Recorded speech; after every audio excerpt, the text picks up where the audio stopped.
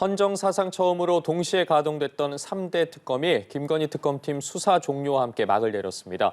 김건희 특검팀은 오늘 수사 결과를 발표하며 김건희 씨에 대해 강도 높은 비판의 목소리를 높였는데요. 180일 동안의 수사 결과 짚어보겠습니다. 이 밖에 생색내기용이라는 쿠팡 보상한 내용 등 주요 사건 사고 소식 손수호 변호사와 함께 얘기 나눠보겠습니다. 어서 오세요. 네, 안녕하세요. 예, 안녕하십니까.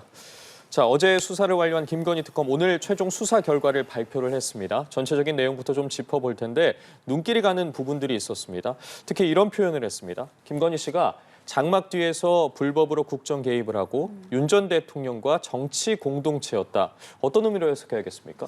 네, 그동안 경제 공동체라는 이야기는 여러 번 언론에 보도가 됐었죠. 그렇죠. 네. 그런데 예전에 그 박근혜 전 대통령 수사 당시에도 그랬습니다. 그런데 이번에는 정치 공동체라는 얘기 등장했어요. 이게 법률적인 용어는 당연히 아니고요. 다만 이걸 좀 풀어보자면은 윤석열 전 대통령은 국민의 선택을 직접 받은 민주적 정당성이 있었던 공직자였습니다. 예. 그런데 설령 그 배우자라 하더라도 김건희 씨는 국민들의 선택을 받은 당사자는 아니거든요. 따라서 정치적으로 영향력을 행사해도 안 되고 행사할 수도 없고 또한 그런 부분들은 굉장히 여러 가지 논란을 낳을 수 있었는데 지금 이 특검 수사를 해보니 어떤 정치적인 영향력을 행사한 것을 넘어서 네. 구체적으로 금품을 받고 매관매직이라고 표현했습니다. 어떤 직을 판매하거나 제공하는 이런 행동들을 했다. 이게 단순한 부부 사이에 있었던 그런 일이 아니라 정치적인 동반자로서 정치 공동체를 형성해서 한 일 아니냐 이런 지적인데요. 굉장히 뼈아픈 부분입니다. 우선 특검이 이렇게도 이야기했습니다. 윤석열 전 대통령의 정계 입문 당시부터 상당한 역할을 했다. 심지어 주도적으로 역할한 거 아니냐라는 그런 표현도 읽혔는데요. 예. 그 후에 당선된 후에는 실제로 권력을 나눠 가지고 또 호사가들이 또 이런 이야기도 했죠. 최근까지도 인사 관련돼서 뭐 5대5로 나누기로 한 거 아니냐. 이런 이야기가 그런 풍문이 있을 정도였는데 그런 구체적인 내용까지는 언급하지 않았습니다만 정치 공동체로서 권력을 분점한 거 아닌가. 이런 부분들을 강력하게 지적을 했고요. 오늘의 표현 자체가 앞으로 우리 국민들이 좀 신경을 많이 쓰고 우리 정치권에서도 제도를 좀 확실하게 개선해야 되는 거 아니냐 이런 여러 가지 깨달음까지 주는 것이 아닌가라는 생각도 듭니다. 그리고 이제 김건희 특검팀이 과연 윤 전 대통령 부부에게 이 뇌물죄 혐의를 적용할지 여부가 큰 관심이었는데 결국에 뇌물죄는 적용하지 못했고 알선 수재 혐의로만 기소를 했잖아요. 네. 뇌물죄 혐의가 적용됐을 때랑은 어떤 차이가 있을까요? 네, 뇌물죄가 성립한다면 수뢰죄가 성립한다면 구체적인 형태 그리고 또 수뢰액에 따라서 처벌 수위가 더 올라갈 수도 있습니다. 그런데 지금 김건희 씨가 불법적으로 돈을 받은 것은 특검이 확인을 했는데 윤석열 전 대통령이 그 사실을 알았는지 또 만약 알았다면은 구체적으로 어떤 관계였고 어떤 행동을 했는지 여부는 밝혀내지 못했어요. 왜냐하면 윤석열 전 대통령이 일관되게 나는 아내가 그런 물건들을 받는 것을 몰랐다라는 진술을 하면서 주장을 했기 때문인데요. 만약에 중간에 알았다 또는 함께 받았다라는 부분들이 증명이 된다면 공무원, 김건희 씨는 공무원이 아니지만 윤석열 전 대통령은 당시 공무원 신분이었습니다. 그렇기 때문에 뇌물죄 성립 가능성이 있고 부부가 함께 뇌물죄의 공범으로 처벌될 가능성이 있었는데 윤석열 전 대통령의 관여 사실을 확인하지 못함으로써 뇌물죄는 공무원의 신분이 아닌 김건희 씨에게는 성립할 수 없고 결국은 지금 특가법에는 알선 수재만 적용했는데요. 추가적인 수사가 쉽게 이루어지는 않을 것 같아요. 하지만 이제 경찰로 사건을 인계한 후에 혹시라도 어떤 새로운 증거가 나타난다면은 공수사실이 변경될 수 있겠습니다만 현재로서는 특검이 밝혀내지 못하고 일단 이 사건은 김건희 씨의 알선 수재 혐의로 마무리되는 것으로 보입니다. 남은 과제들도 있습니다. 짚어주신 것처럼 오늘 특검 측에서도 청탁금지법상 공직자 등 대통령 당선인을 포함하도록 입법적 보완이 검토가 필요하다라는 입장을 내기도 했었고 그 외에 여러 의혹들과 관련해서 추가적으로 좀 들여다볼 부분이 있다라고 이야기하지 않았겠습니까? 결국에 이같이 남은 수사 같은 경우에는 경찰 국수본의 몫으로 좀 넘어가게 되는 겁니까? 그렇습니다. 네, 특별검사는 수사 기간이 끝났고요. 앞으로 공소 유지에 전념하게 되는데요. 하지만 특검법상 3일 안에 경찰에 사건을 인계하도록 되어 있습니다. 그리고 오늘도 특검이 구체적으로 입장을 밝혔죠. 잘 기록 정리해서 경찰에 넘기고요. 그리고 경찰이 추후에 수사를 이어나갈 수 있도록 하겠다. 당연히 그렇게 잘 조치를 해야 되는 것이고 경찰이 사건을 넘겨받아서 수사를 해서 더 큰 성과를 낼 가능성도 배제할 수는 없습니다.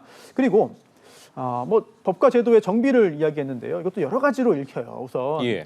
이 뇌물죄 관련해서 대통령 당선인도 처벌할 수 있도록 공직자로 보자 또는 청탁금지법상의 공직자 등으로 포함하도록 하자라는 그런 제도 정비의 의미도 있습니다만 그 외에도 법적으로 그 지위가 좀 애매한 이 영부인에 관련해서 이 영부인을 어떻게 볼 것인지 그리고 이 부분에 있어서 법적으로 어떻게 해야 되는지에 대한 제도적인 정비가 좀 여야의 협의 또 국민적인 어떤 여러 가지 좀 공감대에 의해서 정비될 필요가 있어 보입니다. 좀 정리를 해보자면 KT에 대해서 정부가 위약금 면제 규정 적용이 가능하다라고 최종 판단을 했고 LG U+의 경우에는 조사 과정에서 부적절한 조치가 있었다라고 밝혔습니다. 구체적으로 좀 풀어주시죠.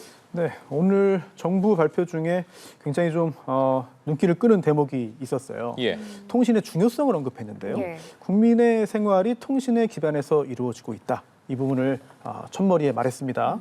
그 이야기가 굉장히 많은 부분들을 시사하고 있는 것 같습니다. 저도 마찬가지고요. 지금 일반적인 생활, 뭐 사업이나 뭐 영업을 제외하더라도 일상생활을 할 때 통신이 굉장히 중요하잖아요. 예. 그리고 또 그뿐만 아니라 무선 통신은 더더욱 중요하고요. 그렇죠. 그런 상황에서 현재 우리나라의 어떤 여러 가지 통신 사업자들이 아주 많지는 않아요. 그러다 보니 누가 어떤 잘못을 해서 보도가 되더라도 다른 회사로 갔지만 거기서도 또 잘못이 생기고 또 한 번 또 움직였는데 또 그 회사도 잘못을 하고 이렇게 되면 국민들의 선택은 어떻게 되는 것이냐라는 좀 답답한 생각이 들고요.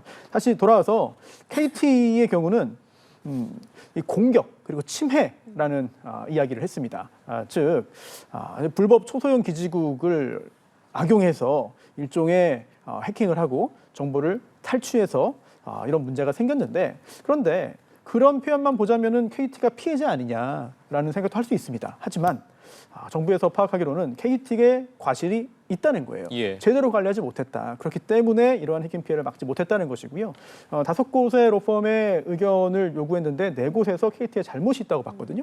그런데 이 KT의 잘못이 있다는 것은 곧 어떤 의미냐면 물론 실제로 피해를 입은 사람들, 피해자들의 법적인 조치와 별개로 불안하기 때문에 나는 계약 해지하겠다라고 할 때 이걸 위약금 등 없이 계약을 해지할 수 있다는 의미가 됩니다. 예. 이런 부분들 정부가 이야기를 했고요. 그리고 또 LG U+는 좀 문제가 더 심각한 것이 아닌가 싶어요. 즉 정부가 조사를 해봤더니 일부 서버에서 자료가 유출된 것을 확인했습니다. 뭐 임직원 성명이라든지 또 뭐 서버 계정 정보, 서버 목록 등등등 이런 것들인데요. 그런데 그 외에 다른 서버는 확인을 못했다는 거예요. 왜냐하면 침해 사고 흔적을 확인할 수 없었는데 이게 모두 다 재설치되거나 또는 폐기됐기 때문에 조사가 불가능했다. 이것은 잘못이 없었다는 게 아니라 오히려 이러한 잘못을 은폐하고 전체 피해 범위를 좀 줄이기 위해서 부적절한 조치를 한 것으로 보이고 예. 여기에 대해서 위계에 의한 공무집행방해로 수사 일을 했거든요. 수사 결과 이제 업체의 기업의 어떤 신뢰성에 대한 더 큰 충격으로 돌아올 가능성도 배제할 수 없겠습니다. 예, 알겠습니다. 앞으로 뭐 소비자 피해 보상 대한 부분 어떻게 구체적으로 나올지 지켜보도록 하겠고요. 다음은 대규모 개인정보 유출 사태를 불러온 쿠팡 소식 짚어보겠습니다. 오늘 오전에 보상안이 발표됐어요. 그 내용을 좀 살펴보면 1인당 5만 원 규모의 구매 이용권을 지급하겠다는 내용인데 이 5만 원을 뭐 쿠팡에서 자유롭게 쓸 수 있는 게 아니라 4가지 구매 이용권 형태 5천 원, 5천 원, 2만 원, 2만 원 이렇게 나눴더라고요. 그렇습니다. 지금 그래서 생색내기란 비판이 나오고 있죠. 저도 이 이야기를 듣고서 약간 좀 의아했어요. 네. 지금 쿠팡이 법적인 책임뿐만 아니라 많은 국민들이 도덕성에 대해서 질타를 하고 있고 또한 이 사고 발생한 후에 대응 조치에 대해서도 여러 가지 불만을 제기하고 있는 상황에서 예. 더 전향적이고 더 적극적인 조치를 취해도 문제가 해결될까 말까 한 상황으로 보이는데 이번 보상안은 사실 국민 눈높이에 맞지 않는 것 같습니다. 그 이유가 여러 가지가 있는데요. 우선 그 내용을 보면 전체 금액이 이제 5만 원이죠. 그렇다면 아니 내 개인정보 다 유출되고 그리고 또 내가 거주하는 곳에 현관 공동 비밀번호까지 유출됐어도 그럼 5만 원밖에 안 되는 거냐라는 국민들의 의아함이 있고요. 또한 두 번째로는 그 5만 원도 하나하나 항목을 뜯어보면은 예. 처음 들어보는 맞아요. 물품에서 사용을 해야 됩니다. 이런 부분들 저도 뭐 그 쿠팡을 잘 쓰지 않아서 정확히 모르겠습니다만 많이 활용하는 지인들도 이게 뭐지? 라고 약간 좀 의아해하는 경우들이 있더라고요. 그러다 보니 이게 잘못을 사과하고 실질적으로 용서를 구하는 그런 개념이라기보다는 그와 동시에 오히려 이번 기회에 영업을 하는 거 아닌가라는 지적까지 나오는 것 같습니다. 왜냐하면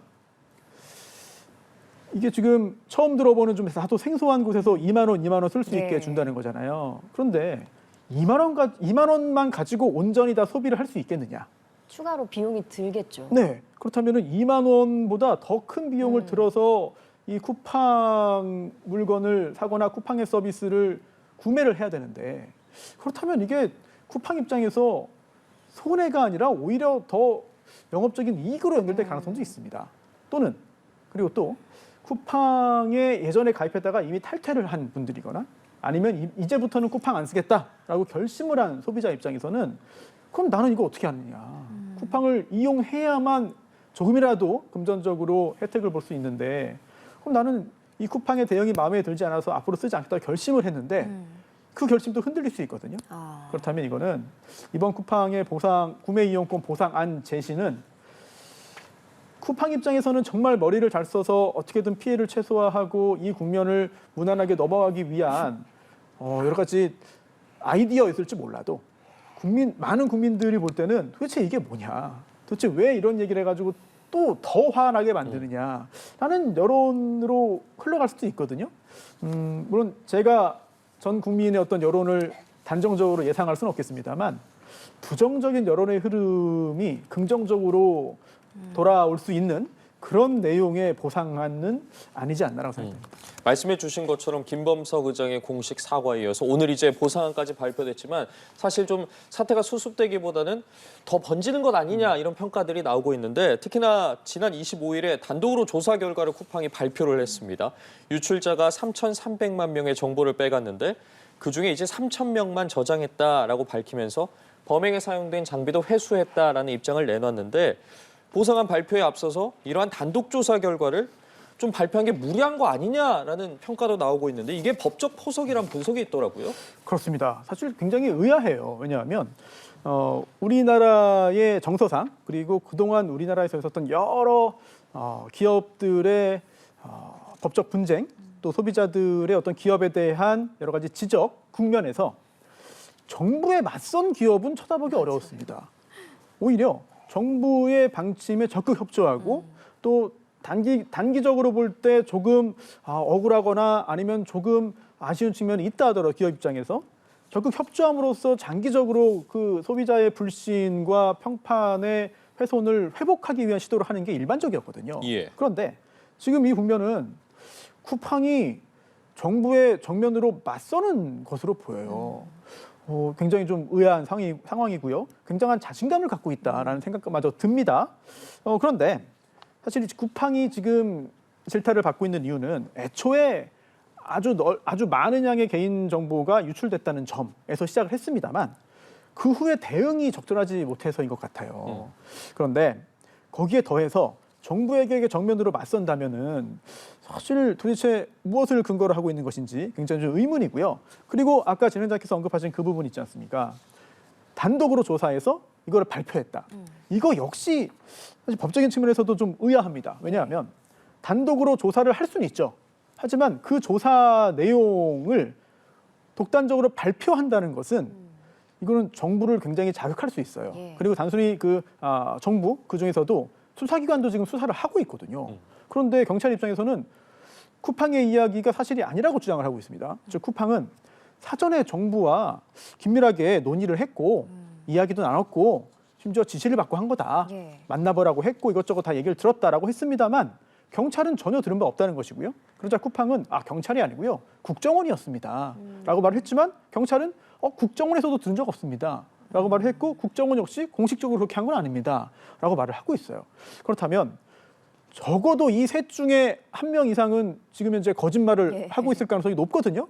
그렇다면 도대체 누가 진실이 아닌 이야기를 현재 하고 있는 것이냐라는 부분들 반드시 밝혀야 되겠고요. 그리고 또 발표한 내용 자체도 역시 의아합니다. 예.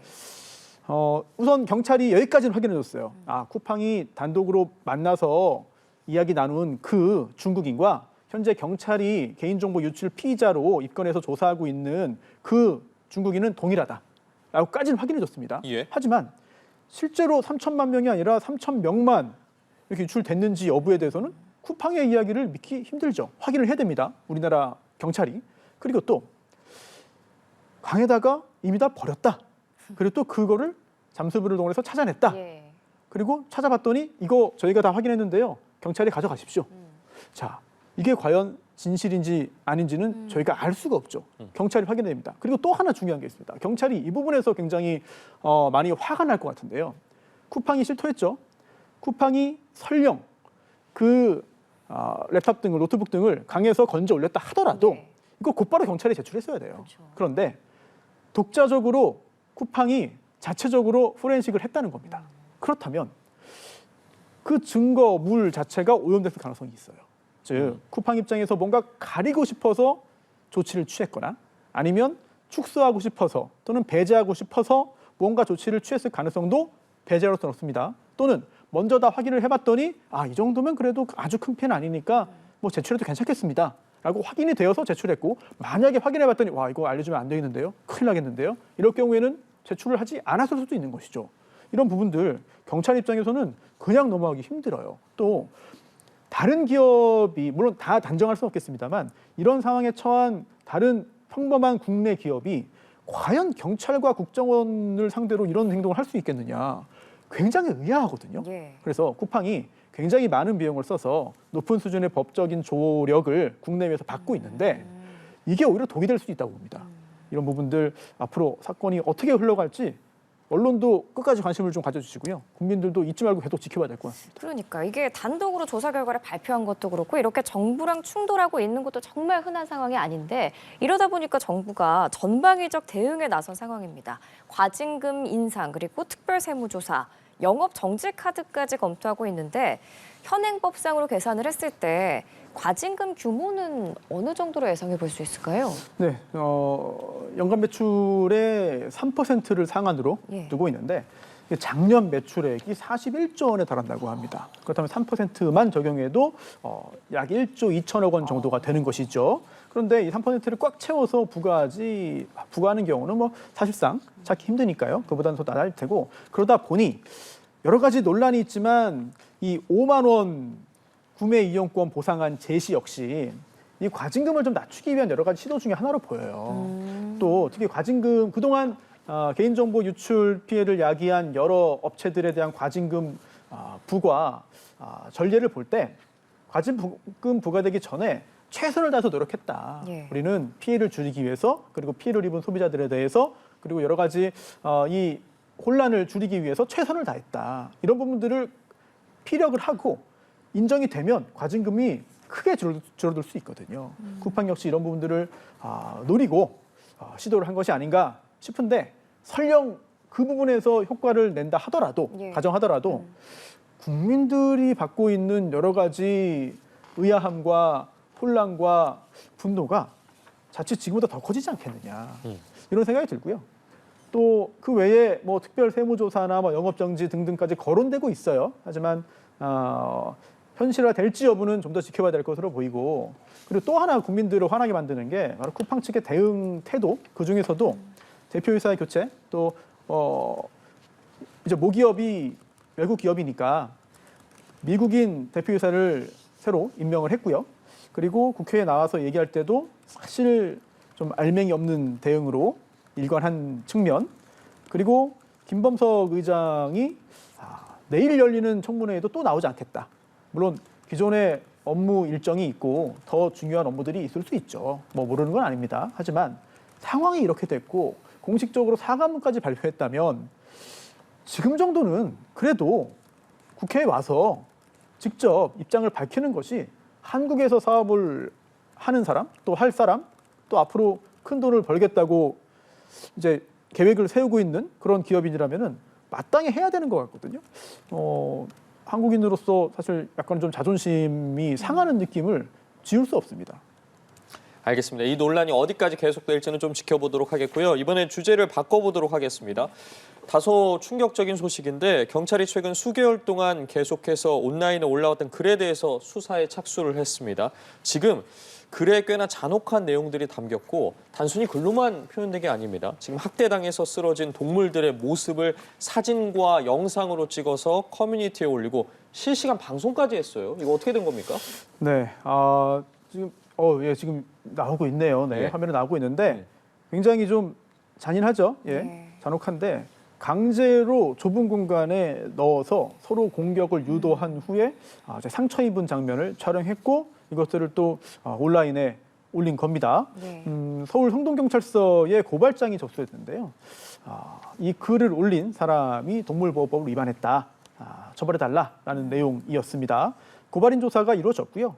이제 사실관계 확인에 경찰이 나설 계획인데 3월부터 이런 글을 올렸습니다. 그래서 햄스터, 기니피그, 피그미 다람쥐 등등 이게 작은 동물들이잖아요. 예. 이런 작은 소형 동물들을 학대했는데 특히 이 햄스터 관련해서 아주 큰 힘이 아니더라도 이렇게 손으로 때리면 기절합니다. 작으니까요. 예, 사망할 수도 있고요. 예. 네, 죽을 수 있는데 이렇게 때려서 기절시키기도 했고요. 또 햄스터의 특성상 서로 좀 독자적인 공간, 자기만의 공간이 좀 필요한데 좁은 곳에 넣어두면은 서로 공격을 한대요. 그래서 이런 예. 잘 알면서 이러한 상호 공격을 좀 유도했죠.